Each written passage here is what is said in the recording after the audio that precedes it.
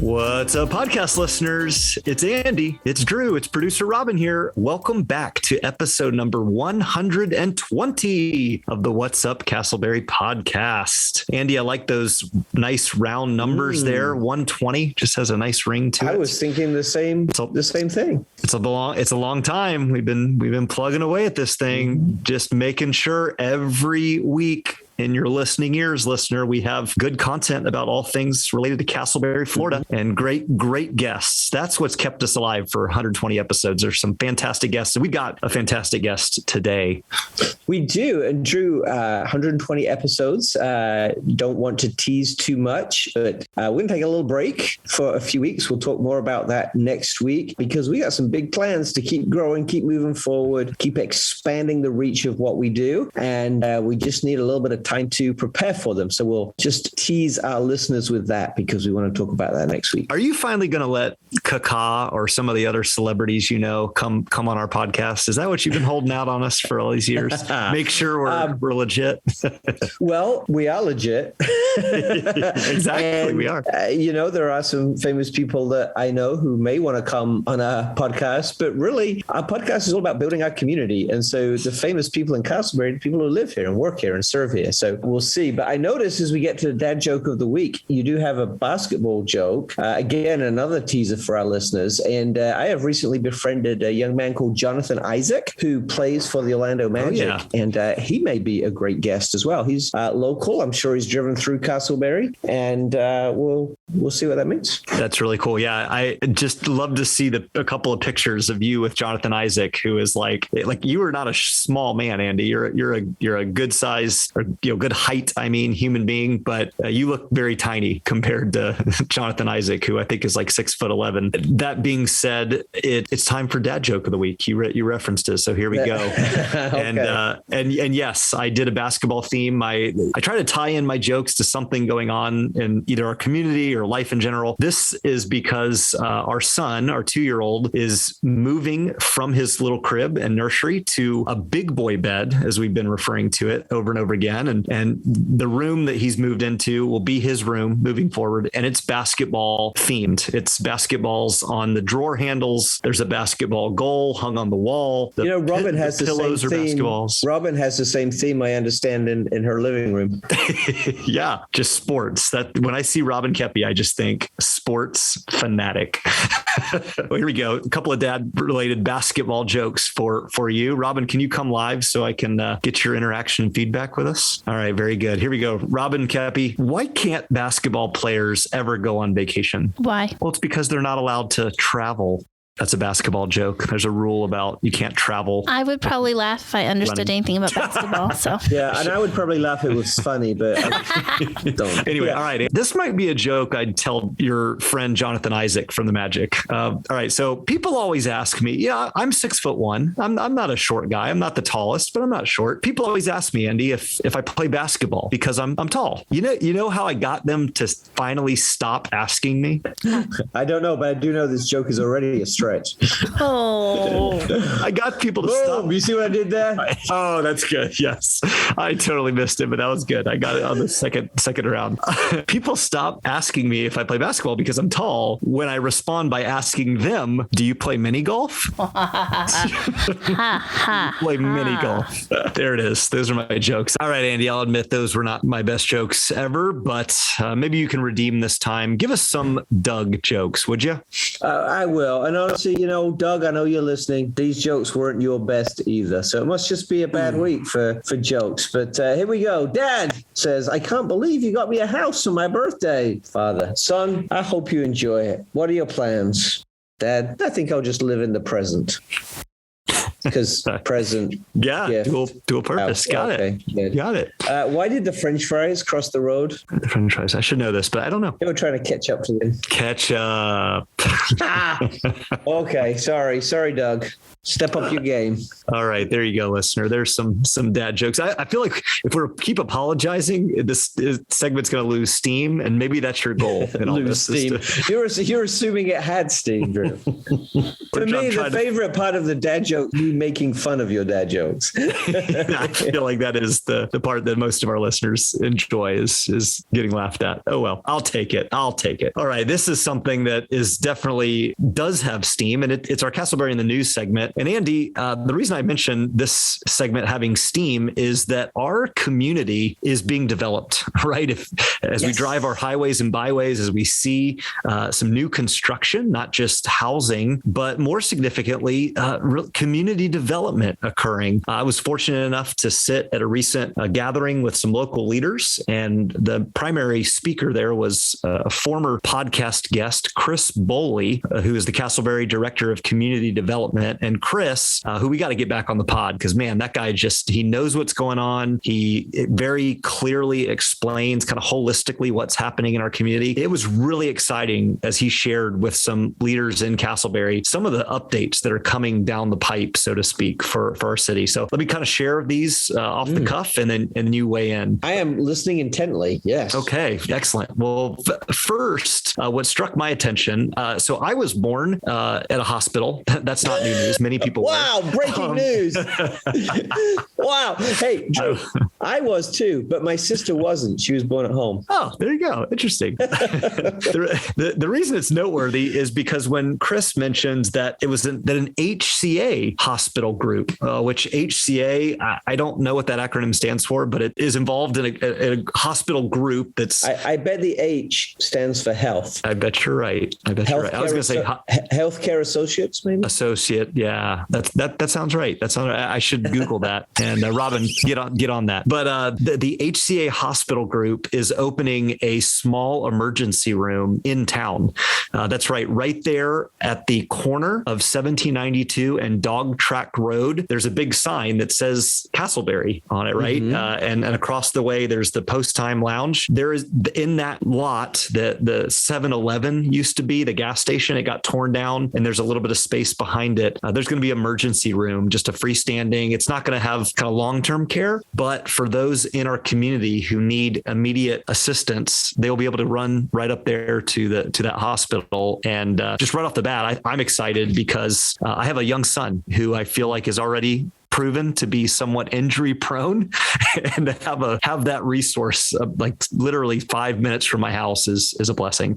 I'm very excited by that. I did not know that. That's right. Caddy corner from Wawa as well. It's a busy intersection. Yes. Makes a lot of sense. Those kind of duck in the box emergency rooms are a great asset to the community as well. Are very well run. And, Casselberry hasn't really had anything in the healthcare, immediate response category. So that's really excitement. Right. Exciting. And of course, there's jobs with all of these developments as well, which is a positive. So that's number one. The second really highlights the doubling down efforts of our city commission as well as the staff to focus on Lake Concord Park and the surrounding area there off 1792 to make that sort of our downtown. And it was noteworthy that a parking lot is going in kind of right directly in front of City Hall, directly across from the Target. So if you're at the Target and you're looking towards City Hall, you'll notice that square, there was a small little shopping center with a couple little stores there that's been torn down, and they're making that a larger, nicer parking lot to help. So is that going to be one level or is that going to be multi-level? Do you know? So I believe that is going to be one level and have about 70 parking spots to help alleviate a lot of the parking with the city events and the food truck rallies and what may be going further in regarding development. But then going down the way on the other side, I don't know what direction that is, but on the other side of the current police station, there will be a multi-level parking garage that's apparently in the works. Really? So there's going to be a real boom of parking, which will alleviate a lot. And honestly, to me, what I'm thinking of is about Lynn Hoppus and Anthony Armandia and others who put on these large scale events. Colleen Hufford with Earthfest. That's going to really attract more visitors to our park there because they're going to have easy parking access. I love it. That's great. Lots of of things happening. Development is always good for our community as well. And one more piece of news, Drew? Yeah, Andy, finally, the third piece of information worth sharing with our listeners is regarding the Staples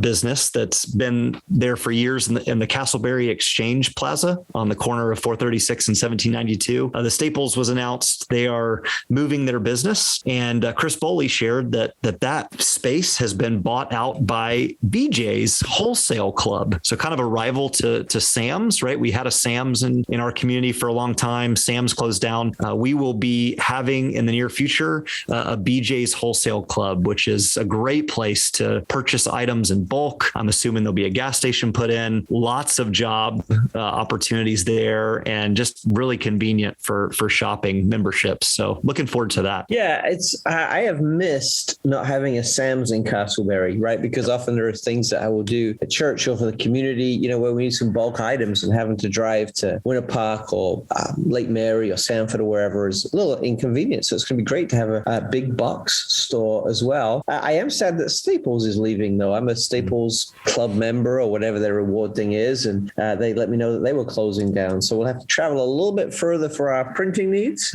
but a little bit closer to home for our big bulk items. That's right. Yep. Well, there's a lot happening in our community. Keep up to date, of course, through this podcast and social media. We are going to highlight a brand new podcast partner, and we'll be back with our guest right after the break. We are proud to be sponsored by Edward Jones Financial. In times of financial uncertainty, how can you stay on track? Call on someone who's invested in your success. Alia Fareed, your Casselberry Edward Jones financial advisor, is here to help you. She will work to build a complete picture of your financial life, including your unique goals and passions, so she can help you achieve what's most important. Call Alia Fareed at 407-678-0658 to schedule an appointment today. Edward Jones Financial, member SIPC. Listeners, welcome back to the show. We have a very special guest today, someone who is brand new to the community, someone who had to check out our community with some depth before he and his wife decided to move down here. I know his arrival in our community has been heralded by many, especially the good people at Ascension Lutheran Church. And so we would like to welcome to the show today Pastor Mark Mueller, who is the brand new pastor at Ascension Lutheran Church. Welcome, Mark. Thank you. Thanks for having me. You will have been pleasantly surprised, not just by our beautiful city, but by the quality of some of the people you get to work with at Ascension, namely our wonderful producer, Robin. So as an icebreaker question, Mark, our first question is that you have known Robin for a few weeks now. What would be 5 words that you would use to describe the lady we affectionately call producer Robin? I would call her bubbly. Bubbly, good. Dedicated. Mm-hmm. She really believes in the mission and ministry of the church. Hardworking. Friendly. And I'm going to go with snarky. Snarky.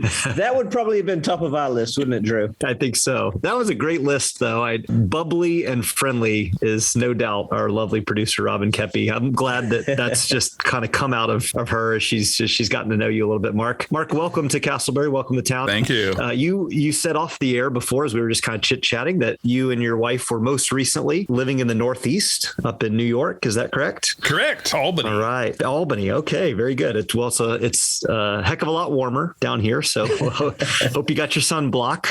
But as you think about the summertime and it is the season for many, maybe not all, but for many to take some vacations, tell us where's a cool location in this world that you and your family have traveled to? So I grew up in the Midwest, Ohio, Illinois, largely. And long story short, my parents met in St. Louis, but my mom was from California. This was the 60s. They got married in the Midwest. My dad met his in-laws the weekend of the wedding. And he promised them they would come out and visit them every year. So I grew up driving to California from the Midwest every year. Wow. This is before the interstate system is completely done. There were long stretches of 2-lane roads still. But I got to see so much of the country. We would drive out there, spend 10 days, 2 weeks there, and then spend a week. And One year we'd drive home the southern route. One year we'd go up to the northern route. And I was so blessed to see so much of the country. And I really cherish how much of the country I've seen. I've been in 47 states. North Dakota, Alaska, and Hawaii are the last 3 on my list. Oh, well, those sound like places you need to kind of earmark and book some tickets to pretty soon. At least 2 of the 3. I can't figure out why I'm going to go to North Dakota except to check it off the list. But yeah. I'm not sure what North Dakota is famous for. Other than the last state that people ever get to visit on the list of states. Yeah. Well, that's great. My in-laws are from St. Louis, Mark, as well. So we're familiar with that part of the country as well. All right. Next question, as they get a little bit more hard hitting now. Are you ready? Ready. I mean, I know you had a pretty stringent interview process for the church, but nothing compared with what we have at What's Up Casselberry. Yeah, wow. All right. If your life were to be captured in a book, what would the bio on the back sleeve say about you? And what would you hope the next chapter's title would be? I think my bio mentions that I am a pastor's son. In fact, I'm a 5th generation pastor in our family. It's not necessarily father to son to son to son, but my father, a couple great uncles, great-grandfather, great-great-grandfather. So we have a long history of Lutheran pastor in our family. I'm pretty sure that streak may die at this generation, but at least I have that. My son's at the University of Florida doing his doctor work in engineering, so I don't think we're going to ministry. I was born outside Detroit, suburban Detroit, elementary school in Toledo, Ohio, middle and high school in a very small farm town of 900 outside Peoria, Illinois, college, suburban Chicago, one of our Lutheran colleges. We have the Lutheran Church Missouri Synod has a number of colleges and universities across the country. And then I was an elementary school teacher for 6 years. Taught middle school science for 3 years in Fort Lauderdale, Florida. I taught 5th grade for 3 years in suburban Atlanta. Then it was St. Louis for seminary. So I have a heart back in that direction myself. Then the way the Lutheran Church works is I have 3 years of in seminary, but it's 2 years in St. Louis, 1 year of an internship, 1 year back in St. Louis. My internship year was actually spent in suburban Albany, New York. When I got done with that year, the supervising pastor said, "You interested in coming back? Because about time we had 2 pastors. We're growing. I'm looking to retire in 5 years. Interested in coming back?" And we loved it, and we were interested, and it happened. So we have spent the last 22 years in Albany, New York, and have really loved it. It was a great experience. I was very active in the local community. I started off volunteering for the local volunteer ambulance, which is just a rip when you get to drive something with lights and a siren. Which morphed into the fire department chaplain, which morphed into the police department chaplain. So I was trying to be very active in our community. I think the next, so where does this all go from here? Now we're back to Florida. And I think for me, I would title the chapter, I think, Reinventing Myself. I think after 22 years in any ministry, no matter how good it was, and there was nothing wrong in New York. I mean, there's part of me that says I'm an idiot leaving because it was just a really good situation. But I think I needed to tee them up for someone new, because if I'm there 22 and they're saying, "How are we ever going to live without you?" That doesn't get better than another 5.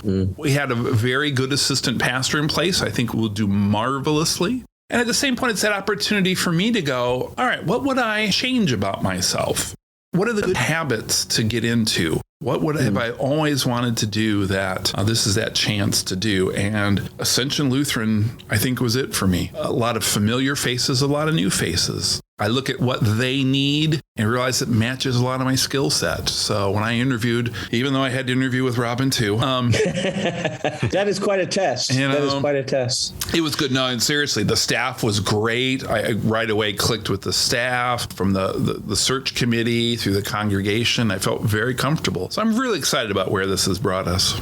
That's great, Mark. There's a lot of directions we could head just based on kind of some of the things you shared in your story. I feel like a great place to go is, obviously our podcast is primarily focused on the residents and the happenings in Casselberry, is the fact that you, through your marriage, have some roots in Casselberry. Do you not? Would you share about those roots a little bit, and just maybe even some of your early on perceptions of what you're entering into in this kind of season of life? Yeah, my wife, she moved here middle of her junior year of high school. Tough time to move as a teenage girl. So she went half her junior year and all of her senior year here at Lyman, graduated from there, as did her brothers. She went off to college. We met in college in Chicago, got married married here at Ascension, which again is just kind of weird. Wow, we kind of feel like we're coming home. We were never members here as a couple, but at the same point, when you come back and visit, and I'm like, oh, I won't know anybody. And then I came for a visit weekend and I'm looking around going, oh, I know them. Oh, I know them. Hey, there's so-and-so. So there was a nice familiarity. We're all 30 years older than when we were way back and right out of college, but that's a good thing. So as I see the community, we drove around and it was like, wow, the dog track's no longer there. Wow, that was a field. It's a subdivision. The growth that this area has happened. And I think that's one thing that really stood out for me was just the growth. There's been a lot of change. You drive by the highlight place and go, that's not a highlight place anymore. It's a church? Okay. Trying to envision that. So I think that's what stood out for me. Ascension reaches broader than Casselberry for sure. We reach a good portion of Seminole County, and really even a number of people live in Orange County. At the same point, this is where we are. And I'm really a believer that a church first serves its local community. So that's what I'm trying to digest now is really who's Casselberry, who is Seminole County, and what unique place do we have within that broader community? What makes Ascension Lutheran Church vital? What is that opportunity that we uniquely have to serve our community? And then COVID just changed everything. How do you connect to people who have largely disconnected, physically at least, from church? And that was true in New York too. All of a sudden, online changes everything, and people go, wait, I can do church in my pajamas. What do I even go there for? Drew does that anyway, even in person. It's a very strange thing. Really? Those Presbyterians, I tell you, Matt. So different. So I think those are some of the challenges right now, as Ascension's been without a full-time permanent pastor for over 2 years, largely coinciding with COVID. And having, as so many churches do, you talk to Barna, you talk to everybody else, and they're saying 25 to as high as 40% of people we lost them, and they may never come back. So part of me wants to say, gee, Ascension's on strike 3. And then you go, no, it's not. Here we are with a unique message of the gospel, something to share and to bring to our community, and let's figure out what that is. I love that. That's a great question to ask. And I think as Drew and I have looked around the community for our churches, we're not just saying, what can we do to find our unique place in the community? But I think the community is asking as well, what's the unique role of the churches? As well. And that's good. So as you look around our community, lots of growth, what would you, speaking from a community perspective, there are challenges within every church. What would you say your first perceptions are about the opportunities for our Casselberry community? I think there's so many opportunities. Again, as Casselberry is dealing with growth and change and a lot of those same issues as well. Certainly, Casselberry is a little more diverse than Albany, New York, where I most recently served. And it's diverse in a number of ways. It's a little younger than I expected. I look at the census data and go, 70% of people are 55 and younger, so younger than I am. 70%. Florida has that perception that everybody is white-haired and retiring. And we certainly have that group here. But where are those young people right now? And how are they connecting? And where did they go over these last 2 years?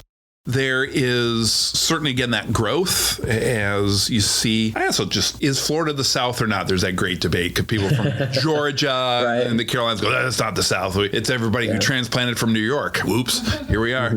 I will say that it's certainly more friendly than New York. I mean, New York has a reputation for a reason, and we earned it very well. Gruff, not terribly friendly. You don't hold doors for people. You don't greet them. It was so nice just the first week to visit and hear that again and go, that's a good thing. So there's a lot of neat opportunities. And then, as I said, I still feel like I'm drinking through a fire hose. So much is coming at you going, okay, what is this part? What does this mean? And it's great.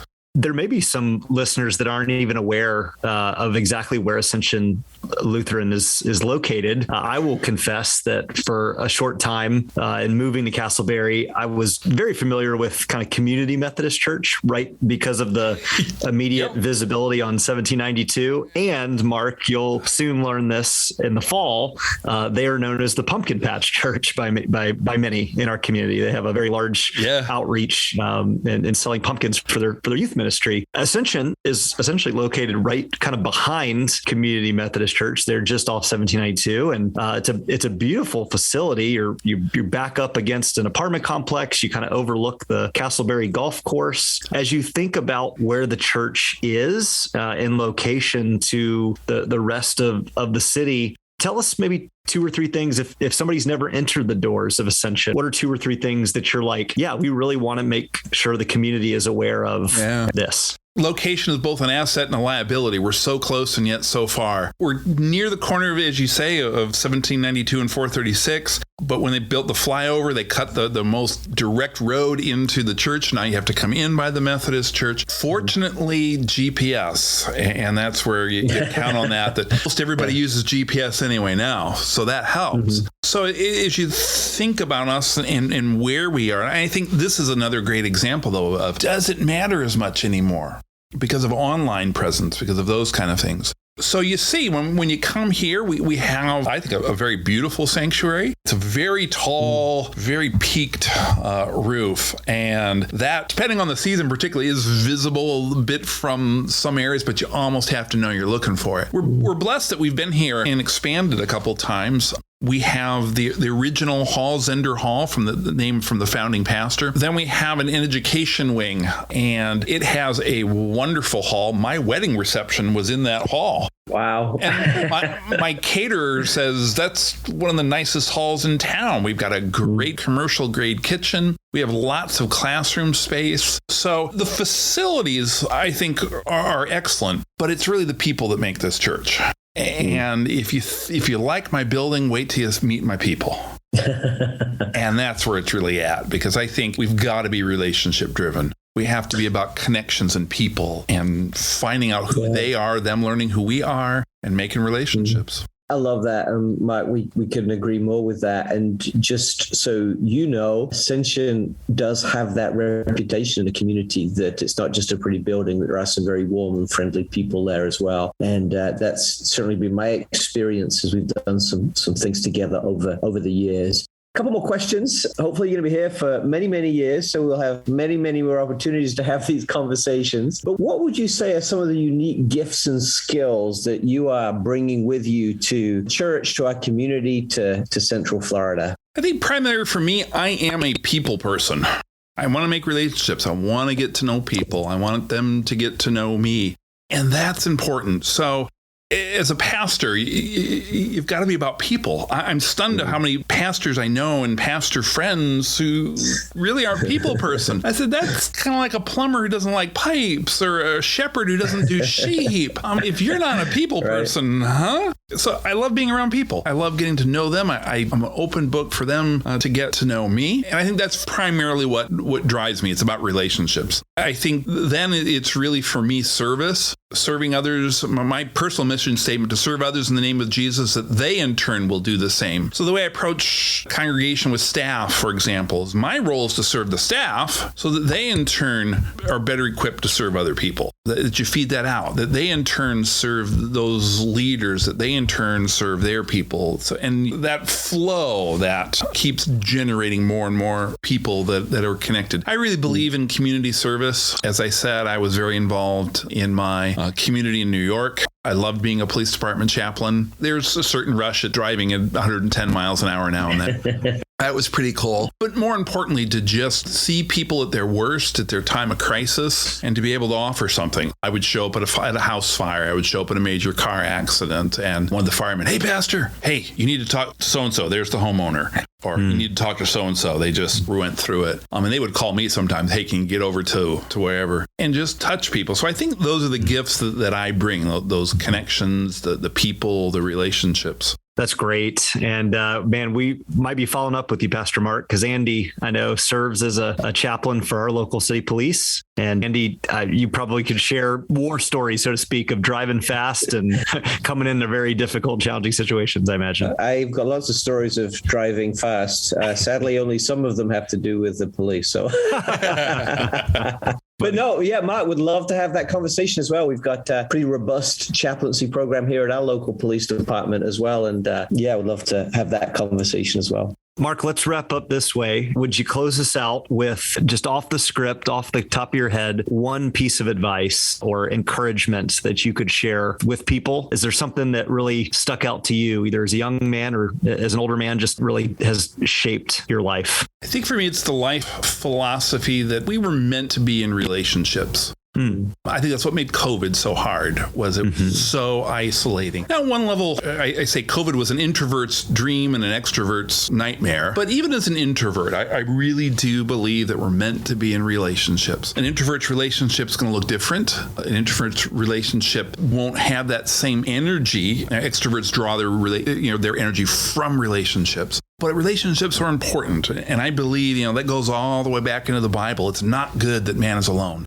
And there's something that we were made to be in relationships. And I'm driven by that. And I think however you as a person connect, through your community, through Little League, through Kiwanis, through whatever groups you're involved in, to take that time to make relationships. I really do think it's important for us. It's a core need that we have as people. Well said. Andy and I would completely agree. And we were made for relationship. And that's one of the reasons for this podcast, is to help people in our community connect and be in relationship with one another. Mark, thank you so much for your time today. Would you share, speaking of connection and relationship, would you share just a way for people to connect with you who love to follow up? Maybe it's the church address or your email or whatever you feel comfortable sharing. Yeah, I think the best way, again, is to probably start a website, ascensionlcms.org. And you can find us on a lot of the social media platforms, Facebook, Instagram. Check us out. Check out our live stream. Check out the different things that we share with ourselves on our website. And put us in 351 Ascension Drive, Casselberry. And come on out on a Sunday morning. We have services at 9 and 11. We have a Bible study and Christian education and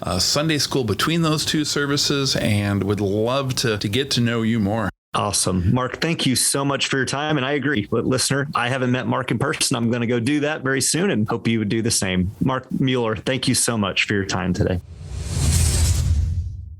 Well, Mark, welcome again to our community. We are glad that you are here. We look forward to seeing the ways that, as you said, you will build relationships within our community and you will serve our community, and you would help us all in this great building project that is taking place in Casselberry. Drew, that was a lovely conversation. I'm inspired by all Mark's talk of relationships and the importance of them, but I believe you have another piece of inspiration for us as well. I do, Andy. And it's no secret to anyone who's listened to more than maybe one episode of our podcast that you, Robin, and I love The Office. And so I felt like it had been a while since I'd inserted The Office into our podcast episodes. A specialist, she would kind of answer the phones on the show. And the actress is named Mindy Kaling, but the character, Kelly Kapoor, said this: I talk a lot, so I've learned to just tune myself out.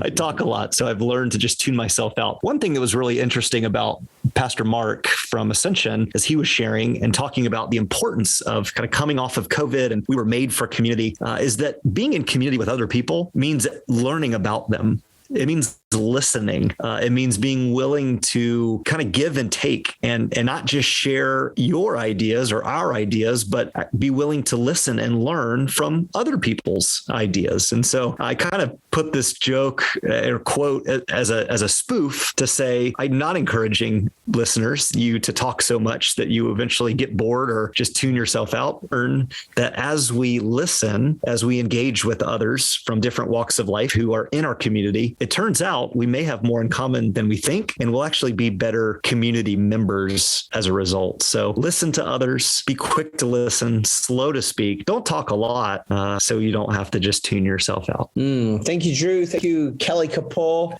for that little bit of wisdom. And listener, thank you to you for joining us today on the What's Up Casselberry episode 120. Make sure you tune in next week because we've got some exciting news that we want you to hear. Thank you to you, Mark. Thank you to Robin. Thank you to my co-host, Drew. It has been our pleasure to chat with you, and we hope that our podcast has been informational and inspiring to you. Please follow us at whatsupcastleberry.com on social media. Go to our website, whatsupcastleberry.com, and like us, rate us, and review us. Until next week, take care and have a great week. Bye-bye.